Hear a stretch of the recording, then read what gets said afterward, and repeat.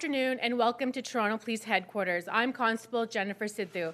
Today I would like to introduce Chief Mark Saunders. He will address the findings into the Danforth shooting investigation. Chief.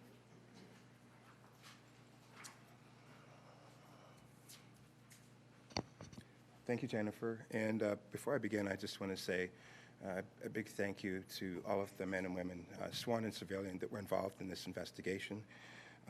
It was very complex when you look at the size and magnitude and the gravity of what had taken place, but we would not have been able to reach where we are right now with tremendous work and efforts under the leadership of Detective Sergeant Terry Brown, Hannah Bartz, and the rest of the crew from Homicide, as well as everyone else that was involved in the case. So earlier today, my investigators met with the families of the victims of the Danforth shooting, which occurred on July 22nd, 2018. There has been dialogue with most of the families over the past 11 months, and although today does not give them the closure for the losses they suffered, it will provide some, but not all, of the answers. I know I speak on behalf of the Toronto Police Service and the entire City of Toronto when I say our hearts and thoughts continue to be with all of the victims and the victims' families. Our investigative findings may help to provide some closure for the families and the victims by answering some of the questions. It does not provide all of the answers as to why this occurred. We took the unprecedented step of committing to releasing our investigation findings for two reasons. Number one, out of the compassion for the families involved, and number two, to acknowledge the impact of this tragic and violent attack on our citizens and on our community. Our disclosure contains a level of details that we don't typically release. In fact, I do believe that this is the first time that our service has prepared and released investigative findings in this scope of what we are providing you today. Ultimately, we sought to answer many questions in our investigation. The one question that the family and the public wanted to know is why. Although we've collected all of the evidence that was available to us for this crime, a crime where the shooter died at the scene, we may never know the answer to why. Investigators attempted to gather information about every aspect of the shooter's life. I'll summarize our main findings. In this process, we interviewed acquaintances, employees, and family members. We obtained records from hospitals and schools, and we seized evidence from his home. We followed his digital footprints, reviewed his phone records, and analyzed his electronic devices. Our investigation concludes that the shooter had an extensive history of mental health issues, first documented in 1996. His background details chronicle a troubled individual who is clinically treated for violent acts against himself and an outward expression of violent thoughts. The shooter did not have a criminal record. He first came into contact with the Toronto Police Service in 2010 when officers transported him to a hospital for mental health evaluation following an incident involving self-harm at school. The investigation found that the shooter was not affiliated with any radical ideologies, hate groups, or terrorist organizations. He also never applied for, nor was granted a firearms license. His mental health issues were first reported by the Toronto District School Board in October of 1998. A psychiatric evaluation completed at the request of the Toronto School Board placed him in the upper end of the intellectually deficiency range. Over his academic years, Fazel Hussein's behavior caused teachers and staff to raise concerns about his mental health and the safety of students and staff. Referrals were made to the Toronto District School Board's Social Work Department 6 times between 2001 and 2010. A risk assessment completed in the time frame concluded that he had a high to medium risk for violence. Outside of the educational settings, Fazel Hussein was treated on several occasions for mental health issues. In June 2010, he was diagnosed as having antisocial personality disorder. On July 12, 2010, Fazel Hussein was referred to a health team that was better equipped to address his reported mental health struggles. He began seeing a mental health professional in August 3, 2010. However, his treatment adherence over the next 4 years was inconsistent. His last documented appointment with a mental health professional was in May of 2014. In November of the same year, he refused further medical attention. A medical health professional had suggested that his family doctor refer him for a forensic psychiatrist. There are no records to indicate that this occurred. Involving his police interactions, Faisal Hussein did not have a criminal record. On 3 occasions between May 14, 2010 and February 15, 2014, police transported Faisal Hussein to a hospital under the authority of the Mental Health Act. 4 years later, on July 20th, 2018, just 2 days before the Danforth occurrence, Faisal Hussein was arrested after he attempted to steal ice cream. He was released with no charges. I'll speak specifically to the events that occurred on July 22nd of last year. On July 22nd last year, Faisal Hussein left his work at about 3:05 p.m. Video surveillance from his home address showed him leaving his apartment building at 9:10 in the evening. He was recorded on surveillance footage entering the north side of Alexander the Great Parkette in the area of Danforth Avenue and Logan Avenue at approximately 9:56 p.m. All witnesses indicated he appeared to be alone. Faisal Hussein shot and struck 7 people in the area of the Parkette. Of the people struck, 6 were in the area of the Parkette, and 1 was at Meziz, a restaurant located at 456 Danforth Avenue near the Parkette. It was at this Parkette where Reese Fallon, 18 years of age, lost her life. The first 911 calls were received at the Toronto Police Services Communication Center at approximately 10 p.m. Multiple callers subsequently reported that a male near Danforth Avenue and Logan Avenue shooting at people in the area. There were several people injured. As more information was received, it was determined that Faisal Hussein traveled westbound along Danforth Avenue, firing his weapon as he walked. Faisal Hussein continued to walk westbound on the north side of Danforth Avenue to the area of Dolce Gelato, located at 414 Danforth Avenue. He continued westbound on the north sidewalk, discharging rounds as he walked. He traveled into the street and continued to fire. Faisal then walked back to the north sidewalk to the area of Papa's Grill.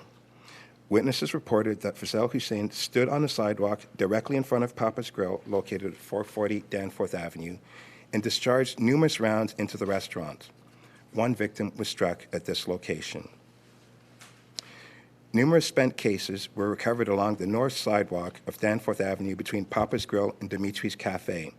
Faisal Hussein fired multiple shots through the front window of Dimitri's Cafe. It was at this location that Juliana Kosas, 10 years of age, lost her life. 2 other people were also struck with bullets. He continued walking westbound on the north sidewalk of Danforth Avenue, discharging rounds. Video surveillance showed Faisal Hussein passing 364 Danforth Avenue on the north side of the street in a westbound direction at approximately 10:01 p.m. He crossed directly from 364 Danforth Avenue to the Second Cup Coffee Company located at 355 Danforth Avenue. Faisal Hussein fired as he crossed the street and continued firing rounds into the Second Cup Coffee Company and westbound at 3 victims on the sidewalk. He shot 2 individuals near the Second Cup Coffee Company and continued walking. Damaging rounds were recovered in front of Pots and Pans Eatery located at 337 Danforth Avenue. When Faisal Hussein reached Bowden Street, he turned southbound. Video surveillance showed Faisal Hussein running southbound on Bowden Street from Danforth Avenue, approaching a laneway on his right. Faisal Hussein walked westbound through the alley at approximately 10:05 p.m. and returning eastbound 32 seconds later, as there were no exits at the west end of the alley. As he walked past the camera, he appeared to have a firearm in his hand. It was at this time that officers began arriving in the Danforth area. 1 witness followed Faisal Hussein from Danforth Avenue onto Bowden Street in the alley. Faisal Hussein fired multiple rounds at that witness, but did not strike him. Faisal walked northbound on Bowden Street. He discharged rounds into the area in the direction of Number 7 restaurant, striking 1 person. At 10:06 p.m., a police car was traveling northbound on Bowden Street towards Danforth.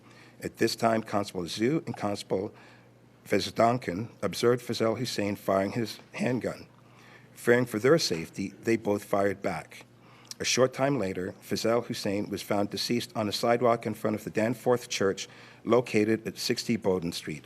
A firearm was found near his body. A cellular phone was also seized from his person. On July 24, 2018, a post-mortem examination of Fazel Hussein's body was conducted. The cause of death was determined to be perforated gunshot wound to the head and brain. Fazel Hussein's injuries were consistent with a self-inflicted gunshot wound. A toxicology analysis of Fazel Hussein's body revealed no significant findings. On July 23, 2018, investigators executed a search warrant at Fazel Hussein's family residence. Investigators seized multiple cellular phones, laptops, electronic and data storage devices. Investigators also seized an empty gun box, AK-47 magazines loaded with bullets, and hundreds of rounds of loose and boxed ammunition in a variety of calibers. In addition, Glock, Ruger, and Winchester magazines, a soft rifle case, and a trigger guard were also seized. There are multiple packages containing drug-like substances and a set of DVDs labeled with titles related to conspiracy theories surrounding the September 11, 2001 attacks. The drug-like substance seized from Fazel Hussein's bedroom were analyzed by Health Canada. The beige powder was found to be heroin. The brown rock-like substance was determined to be MDA and phenacetin, and the lighter white powder was determined to be phenacetin. The quantity and packaging of the drugs suggested the drugs were not for personal use. The firearm seized from where Fazel Hussein's body was located was determined to be a Smith & Wesson M&P 40. The Center of Forensic Sciences tested this firearm. The test fire results were compared to the cartridge casings located at the scene. All test cartridge cases were identified within the limits of practical certainty and having been fired from the seized firearm. This firearm was manufactured by Smith & Wesson in Springfield, Massachusetts, and lawfully exported to Toronto in 2013. This firearm was also one of many firearms that was stolen from a lawful gun shop in Saskatchewan in the year 2016. It is unknown how it came to be in the possession of Fazel Hussein. Investigators attempted to gather information about every aspect of Fazel Hussein's life. Investigators have not received information from other police services that he had acted in a way that had warranted previous investigation. From the information received, there is no evidence that Fazel Hussein was directed or assisted in the crimes he committed on July 22nd, 2018. Having said that, I'm subject to answering questions that I can. I also have Detective Sergeant Terry Brown here and Inspector Hank Zinger in case there are questions that I don't have the answers to. Chief, do you think that there was a breakdown in mental health treatment that they had played a part in what happened to them? Well, you know, I won't speculate, but when you look at the length of time in which it was identified that there were mental health issues, you do see some gaps and breakdowns. You see people trying to make the efforts, but I can't speak to what or where the failure points were, but it is very clear that mental health played a very critical role, unfortunately. Do you think that will be followed up with by somebody with regards to the breakdown? Well, I know that the governments of the day have a very strong understanding of the mental health issues that the country has, specifically Canada. Every year, our numbers increase for calls for service with respect to people living with mental health. We're in the process of working at a multi-ministry level to come up with the solutions. You can't just do it within one ministry. I think that narrative is becoming stronger now. Lots of funding is moving towards it now, and how the products of what that funding determines at the end of the day, I think will be very critical, and I hope that it does work in favor of the serious issues that we have in the City of Toronto, and I can speak as Canada has when it deals with mental health issues. Without a motive, is there any way that Toronto Police could have predicted this rampage? No. Chief, obviously there are some questions here that can't maybe be answered definitively, but are there any lessons here for police or social services or anyone? Well, Well, I think, and I don't want to speak out of my wheelhouse, from a law enforcement perspective, the way in which we responded and dealt with the situation, it worked out well. We had to work with the SIU as well because, as you know, because of the initial investigation at that time, the cause of death and police interaction became a focal point, so it had to go to the SIU. They worked very cooperatively with us because they understood the gravity of what was going on, and I had an opportunity to give a little bit more information than I normally could under the laws pertaining to the SIU. I would say that there needs to be more of a collective approach in how we define community safety. I've spoken quite a bit on mental health, and you know, if law enforcement is involved at the front end of the decision making with people that live with mental health, then there is a significant failure. And what speaks to this is when you read the chronology, you see that it was identified quite a while ago. And we now have loss of life. We have so many people that we had to address today and through this investigation that are still hurt by this. To be on a sidewalk on a night like any other night, and all of a sudden, for no reason, for no connection to the person, we've got loss of life. We've got people that are injured. We've got people that this will have impact on for the rest of their lives. Absolutely. And so, obviously, to some degree, no one can predict something like this, but do you think that there were any intervention opportunities over the years that were missed?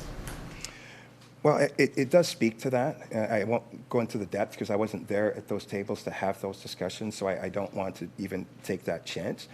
Our approach from way back to now, we work and we're involved with our situation tables, our focus tables, which does look at those things. And 75% of the cases that we put to the focus tables are brought by the Toronto Police Service. So the multi-agency approach is something that's critical. It's something that we have moved towards as well.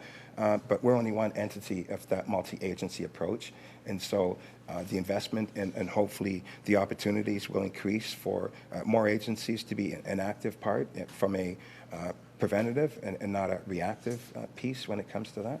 If you look at the timeline here, it seemed like the school board did a lot to try to help Mr. Hussein and try to coach him and help with the problems that he was going through. But once he got out of school, and you can correct me if I'm wrong here, but I mean, once he got out of school, it seemed as though that supervision just really wasn't there. And I wanted to know from you, like, what do you think, as the police chief, is the best way to kind of bridge that gap? And would you even have the resources to monitor or look after or look out for people like this? Yeah, and again, that's out of my lane. I don't want to get there, and I don't want to start pointing fingers at agencies or entities. We've put this out there because we felt that it was important, that there are a lot of questions that were asked about this particular incident, a lot of different theories, some that were incorrect as to what the events were, and we felt that a lot of the public had huge concerns. It brought a lot of grave concerns as to, you know, is there something else? And so with the extent of the investigation, the quality of the investigation, we were openly putting out there to say this is what it is, and people will formulate their own opinion, but they'll have a much stronger objective accountability as to what took place. And what kind of changes are you going to push for then after learning what we've learned about this case? Well, you know, my job is to continue the discussion. I've pushed for anything that promotes community safety, and this is another opportunity for those healthy discussions. The governments are listening, the governments are funding, and sitting down and figuring out what cracks need to be filled. I'll wait for those conversations as they come. Chief, I have to be careful about assigning any kind of motive here, but upon seeing a connection to Ellie and Roger, I do have to ask, did you explore whether there's any connections to Insal here? Well, I stated earlier that there are no connections to any ideological or no organization or no entity whatsoever. Everything that was done through a very thorough, comprehensive investigation, going through all of the digital footprints, all of the interviews, the various agencies, there is no touch point that says that was the case. Would you classify this as a mass shooter phenomenon then, if there was no apparent motive? I don't like the word phenomena for this. I think this was a very tragic and horrible situation that occurred in the city of Toronto. I don't want to estimate or diminish the victims, those that have lost their lives, and the victims that are still here. From a law enforcement perspective, I'm proud of how the organization arrived, dealt with the situation in just a couple of minutes. It had stopped. So that speaks to a fantastic job done by us. The investigators did a thorough, comprehensive investigation. There's tremendous compassion that was presented in this, which is why I made sure that we didn't just come out here and blast this. We spoke to the families individually, and we had that opportunity of letting them know what we're doing and why we're doing it before coming out here. And so I don't want to give this incident a title. It's unfortunate that it happened, and anything that any agency can do to help to prevent it from happening, I think is a better discussion to have. Chief, can you just talk about what happens when someone is arrested under the Mental Health Act? How long they're, I guess, apprehended for? Are they taken to the hospital? Just what's the process? Well, the initial process, when law enforcement is involved, it's if a person is a harm to themselves or to others, or cannot properly take care of themselves. That form gives us the authority to apprehend and bring to a health institution. It's a 72-hour assessment, and then the specialists figure out what needs to be done. It can be compelled for 72, but depending on what the circumstances are, dictates the length of time in which a person is apprehended. So it's not just a matter of apprehending, it's also, it's a long-term, right? It's a long-term process, and what do you do, and what's the ongoing care, which I can't speak to. Chief, can I ask you a question? Pakistan trip is the one that I think we want to know more about, so maybe your detectives could talk about that as well. And you say that there's no connection to terror groups, but I'd be interested to know connections to his brother and his brother's surety, which we've all heard about, had weapons or fentanyl and these kinds of things. Was there any relationship there that you've been able to find out? Pakistan and that of the two key ones that are open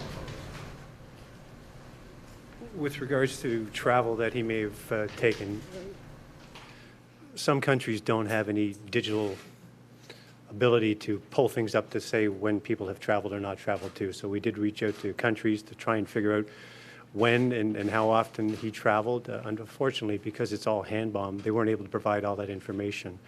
Regarding his brother has his own difficulties right now in an unrelated event, as we know, and has had medical difficulties since that arrest. So with connection to the surety, I think as the chief properly said, this is what we have with regards to the evidence that we've learned.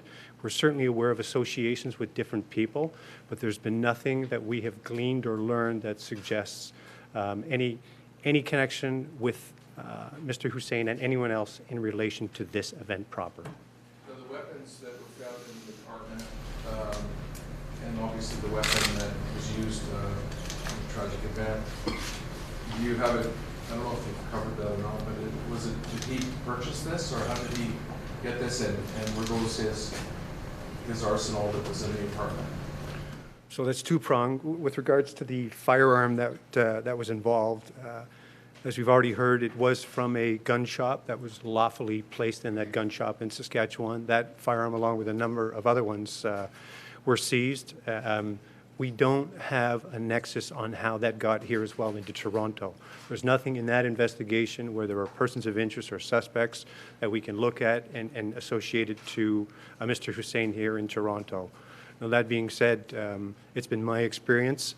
It's not uncommon when we come across community guns that get passed on and around through the community. And I can't tell you the complete background of this, but there's no correlation or there's no direct connection with that firearm and how he got it. What about the other stuff in the apartment which is mentioned? So with regards to the ammunition, there was a large assortment of ammunition that was in fact discovered and located in his bedroom. It was packaged in such a way that we're unable to, again, trace where that may have come from. When ammunition is purchased lawfully or legally, for lack of better words, there's normally packaging in place that suggests to us or tells us where it was purchased from. This was a lot of bulk ammunition that had been repackaged or placed in different types of bags. So I couldn't tell you its origin. It's not like things such as cereal where there's a timestamp on when they're manufactured and where they're from. There's nothing on cartridges that will tell us where the location was, where it was manufactured, when it was manufactured, and where it was transported to, unfortunately. Just one more. Yep. The chief mentioned it, and I've interviewed the gentleman, Gospel Singh, who is the owner of the Sherry Punjab restaurant. That conversation, we did allude to it, but you didn't talk about it. Did that come up at all? Did you interview him to get some sense of why, of all people, including young girls that were shot, that this guy was spared? Did you get any sense of that? We have spoken with numerous individuals that were present, and we have their account of what they observed. I can't tell you why he was spared. I really don't have that answer, and the only person that can tell us, unfortunately, is dead and hasn't provided that information for us. So. Did that happen anywhere else, or was it just that one guy, or was there other people throughout the route that had that same experience? There was him specifically. There was another individual that was in a motor vehicle. I don't know whether there was any interaction or not, but he was able to see the shooter, and he was not shot. Sergeant, are you satisfied with the investigation? Define satisfied. There's so many questions. I mean, I've spoken to countless people as well, and obviously everybody wanted to know why. We all wanted to know why. Do you feel satisfied with the outcome of this investigation? So I think satisfied is a difficult word to use, just because there are so many questions that we'll never have answers for. At the end of the day, the only person, as I said, that knows why he did what he did is no longer with us. And for our purposes as investigators, that's the start point for me. The young man dies, and then we work backwards. And when we work backwards, we work through the minutes, the hours, the days, the weeks, the months. As silly as that sounds, this is why you're seeing this report, or how you will be seeing this report. That's why we know so much about his background. But I can tell you this about Mr. Hussein. The day in question, through all the people that we've spoken to, the people that he works with his family, was no different from any other day. That is to say, he went to work, he was late as he's been to work, he went home, he was with his family, conversations took place. There was nothing that anyone has relayed to us that suggests to us that he was in crisis on that day. So when he left his home that day for the last time, that fateful time, there's nothing that we've learned to suggest that anyone could have foreseen that this was going to happen in the next hour. Is this still open, this investigation? No investigation closes. Okay, but I can tell you what we've learned so far is that we have not attributed anyone else as being involved in aiding, assisting in any way, shape, or form at Mr. Hussein. That being said, if new information comes to light, if people come forward and say, oh, by the way, I forgot to tell you, then we revisit everything. But Pakistan, maybe, to find out what, and get the dates and when, since you don't know what's behind it, it might be interesting to. so again, because it's evidence-based, just because people travel abroad doesn't mean that, no, but let me finish. Just because people travel abroad doesn't mean that there's anything nefarious about that. You don't have any other answers? No, we don't. And I think that's the unfortunate part for everyone involved. And this is why I think the chief has properly said we have shared everything that we found out about this person. There are things in here that if 100 different people read this report, they will come to their own interpretations and conclusions of what this means.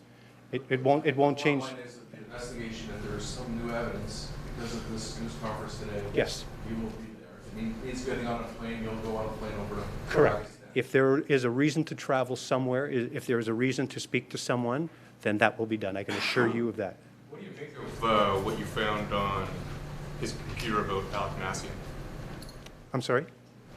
It says you found some, is it images of Alec Massian on... Not ringing any bells? I got to apologize right now because this was such a large investigation. This was segmented into different individuals, so I have tech section people that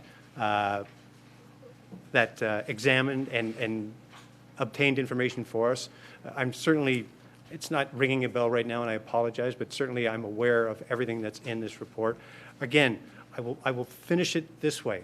If there was something that we were in possession of that suggested that criminal charges should be laid in relation to this, it would have been done already. If something comes to light after today and further on to suggest that that needs to happen, that will happen. At this hour, at this moment, at this day, there is nothing in our possession to suggest that anyone else aided, assisted, or abetted Mr. Hussein on the events that happened on that day.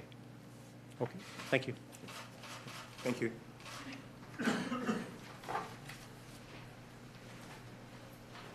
That concludes today's news conference. Thank you.